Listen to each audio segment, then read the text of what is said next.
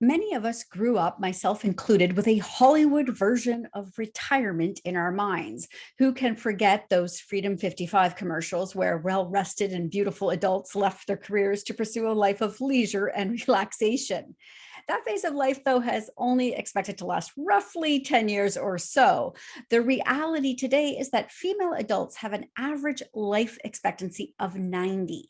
This means that our retirement years are lasting longer than we may have expected or planned for, and we need to ensure that we have taken into consideration the unforeseen events that may take place as a result. Joining me now to discuss how to make sure your retirement plan is accounting for a longer lifespan plus some hiccups along the way is Kerri Anderson, Senior Practice Management Coach with Meridian Credit Union. Welcome to the show, Kerri. Thanks, Candace. So, planning for retirement, is it even reasonable to suggest that 55 is practical anymore? It's an interesting question, and it's so funny that you brought up the Freedom 55 commercials, because definitely that was what we saw for so many years growing up. And I mean, even retirement plans themselves were geared towards retirement at 65, and that sort of seemed to be the hard stop that many of us had in mind. And even in recent years, that's changed, where we can still pay into an RSP up until the age of 71. So the government has realized that people are starting to stay in the workplace longer.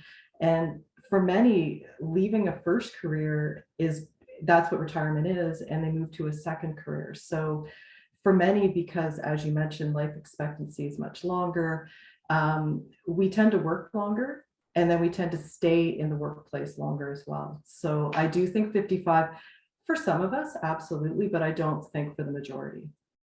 Yeah, and I think too, it's not just about, wanting to take a break. Work can be very fulfilling for people. I'm in my 50s. I don't foresee myself wanting to retire anytime soon, Mhm. but maybe slow down. So do people talk about that a lot when they're retirement planning?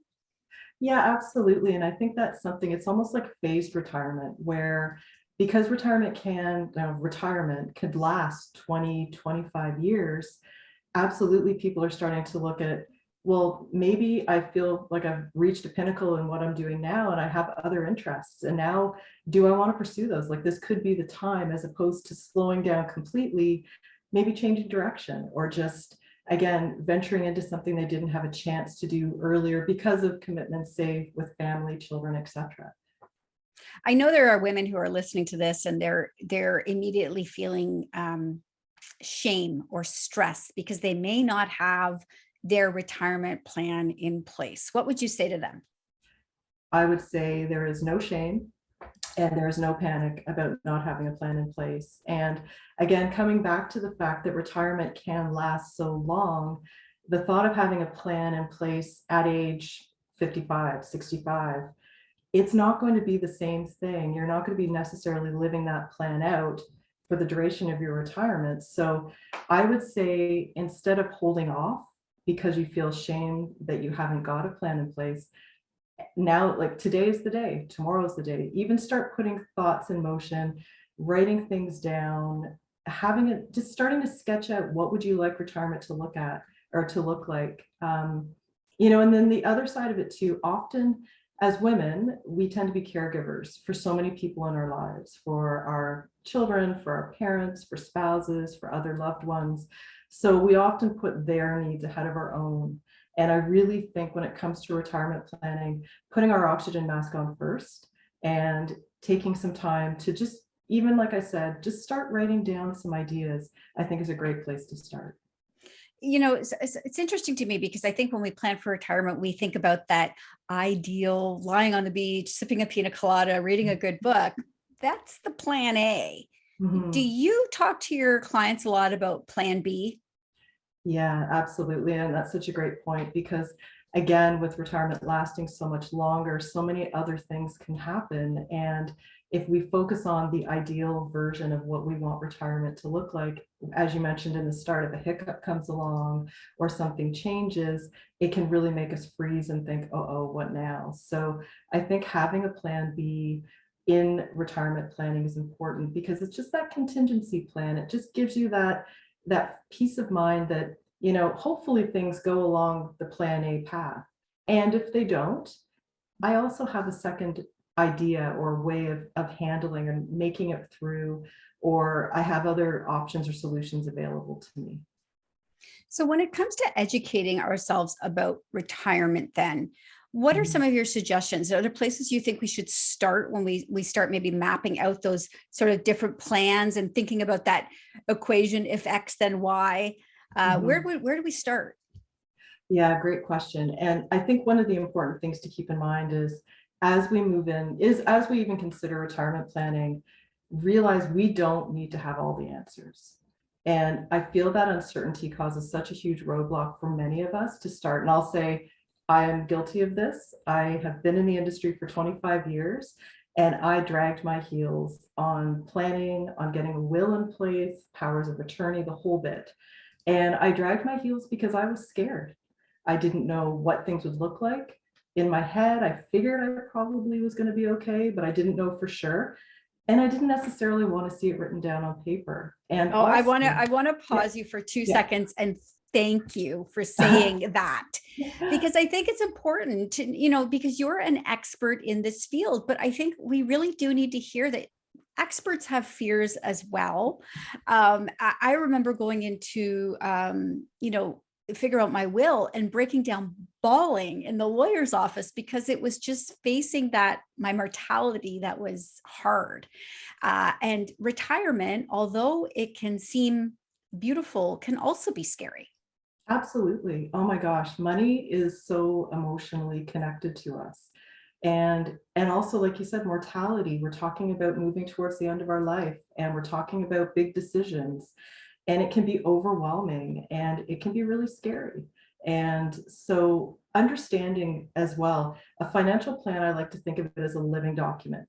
And that just means that even if we only have clear vision for maybe the next 5 years, that's great, because you know what? In 5 years, we can have the conversation again, check where we are, and then push another 5 years out. And even if just doing it in those small increments helps you to feel more comfortable with the whole conversation, still it's just important, and to your point, also having conversations about the what ifs, so things like, if my mobility changes, how does that affect where I live? How does it affect caregivers, people I need in my life to help me? How, long-term health care, there's so many aspects that can roll into that. So, but taking those small steps, not having to, you don't have to eat the whole elephant. You can chunk it down into pieces and handle pieces as they feel comfortable. Yeah, and I think the other thing too that we don't pay attention to is that if you don't have a plan in place, for many things in life, not having a plan still weighs on you. It still sucks you down. Absolutely. Knowledge is power, and like you said, that uncertainty, especially about our financial future, it eats away at mental bandwidth because, as you said, even if it's not in the front of your mind every single day, as you're faced with decisions to make, especially financial decisions, if you don't have an idea in your gut of how things are, it's in the back of your mind worrying you, and I can tell you from, again, my experience, before I had the plan, I think my shoulders were here. Having the plan, they just went like this because I saw in black and white, here's where I am. And even if what I saw made me feel a little bit uncertain, at least I had it on paper and I knew, where am I? I'm not lost. And I have a plan to help me, So it also helps to open up conversations with loved ones about your wishes because it just gives you that clarity. You can talk to your kids about what you're thinking. You can have an open conversation maybe with your parents. Maybe you've never talked with them about their plans. So lots of good can come from it. Yeah, I really love that. And it's like a map, right? You don't have, Mm, there's not only one roadway on a map, but at least if you have a map, you have a sense of direction. So I love that's a living document. You can change things. I know that Meridian, they really have a focus on helping women with these things. Where can my listeners go to find out more about this topic in particular? absolutely. So if you visit our website, it's www.meridiancu.ca. There's a section specifically called Her Sense. And it's a treasure trove of resources and education pieces, and also will help you link up with an advisor, because really, at the end of the day, having a trusted advisor who you can work with is key, because your advisor, they're educated, this is their job, they've worked with tons of people who've had questions, and they can provide you just the guidance and that second set of eyes and opinion to help you weigh in on all of this. Amazing. Kerri, thanks so much. And for reassuring us all that we're not crazy. We just need to make a plan. So we're looking forward to having Meridian back next month with more great content. But thank you so much for joining me today. You're welcome. Thanks for having me.